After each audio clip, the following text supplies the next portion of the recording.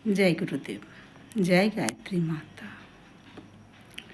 सारी कही सुनी बातें अगर मन में भर लो तो ज़िंदगी जहर बन जाती है, और वही बातें अगर हम एक कान से सुन के दूसरे कान से निकाल दें तो ज़िंदगी खुशहाल बन जाती है। पर ऐसा इंसान नहीं कर पाता है। जब कोई बातें इंसान अपने बारे में सुनता है तो बार बार वही बातें अपने दिमाग को पिंच करती है और ये लगता है कि सामने वाले ने हमें ऐसा क्यों कहा, और इंसान घुटता रहता है। जब कुछ बातें आदमी सुन लेता है तो वो ज़िंदगी अंदर ही अंदर इंसान को जहर का काम करता है। ना तो उसका मन अच्छा होता है, ना सोच अच्छी होती है, ना कुछ करने में मन लगता है। क्योंकि वो बातें हमारे दिमाग में हमेशा घूमती रहती है कि सामने वाले ने हमें ऐसा क्यों कहा। ये सब बहुत सारे सवाल अपने मन में उठते रहते हैं। और जब हम उसी बात को अपने दिमाग से निकाल दिया है और निकाल देने के बाद फिर हम पहले जैसे हो जाते हैं कि हो गया, सामने वाले ने कहा, वो उसकी मर्ज़ी है, पर हमें अपने दिमाग में नहीं बैठाना है किसी भी बात को कि सामने वाले ने क्या कहा, पड़ोसी ने क्या कहा, किसने हमारे बारे में क्या चर्चा कर रहे हैं। ये हमें अपने दिमाग में नहीं बैठाना चाहिए। हमें वही करना चाहिए जो हमें सही लगता है।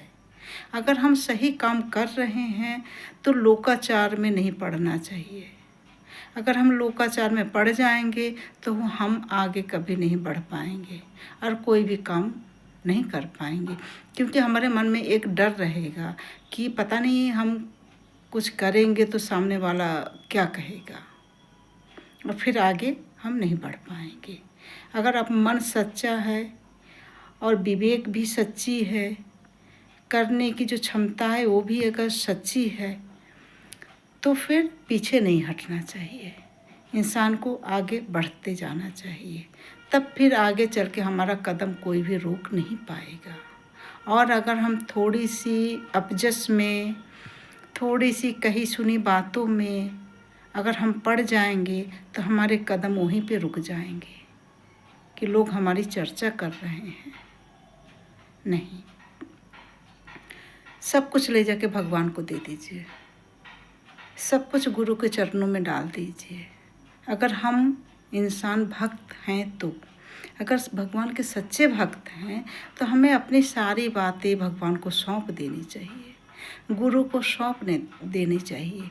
फिर वही हमें रास्ता दिखाएंगे, वही हमें शक्ति देंगे, वही हमें हिम्मत देंगे, वही हमारे रास्ते आगे के चलने के राह दिखाएंगे कि आगे अब हमें कैसे चलना है, आगे हमें क्या करना है, कैसे करना है। पर वो तब हो पाएगा जब हम साधना करेंगे, आराधना करेंगे, उपासना करेंगे। जब ये सारी चीज़ें हम करेंगे तब हमारे अंदर वो ऊर्जा, वो शक्ति आएगी। सिर्फ पूजा पाठ, फूल, चंदन, टीका, अगरबत्ती, दीपक से नहीं काम बनेगा। वो शक्ति हमारे अंदर नहीं आएगी, वो ऊर्जा हमारे अंदर नहीं आएगी, सहन शक्ति की ऊर्जा हमारे अंदर नहीं आएगी।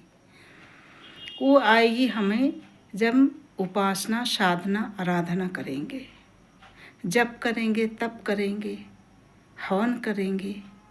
जब ये सारी चीज़ें करेंगे तब जाके वो ऊर्जा हमारे अंदर उत्पन्न होगी। अगर यज्ञ करने के लिए टाइम हमारे पास नहीं बचता है तो ना सही माला कर सकते हैं, मानसिक जप कर सकते हैं, अखंड ज्योति पढ़ सकते हैं, मंत्र लेखन कर सकते हैं। ये सारी चीज़ें जब हम नियमित रूप से करेंगे, नियमित रूप से जब करेंगे तब वो ऊर्जा, वो शक्ति हमारे अंदर उत्पन्न होगी। फिर हमें कभी किसी की बातों को बुरा नहीं लगेगा। फिर चाहे कोई सामने से ही आकर कुछ क्यों न कहते, फिर भी हमें बुरा नहीं लगेगा। हमारे अंदर एक शक्ति, एक ऊर्जा जागृत होगी गुरु की कृपा से, जिसकी शक्ति हमारा कवच बनेगा और हम उस चीज़ का सामना कर पाएंगे, कड़वी बातों का सामना कर पाएंगे और आगे को बढ़ पाएंगे।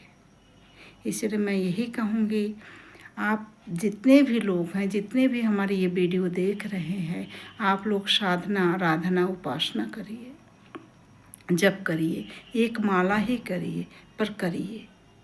जय गुरुदेव, जय गायत्री माता।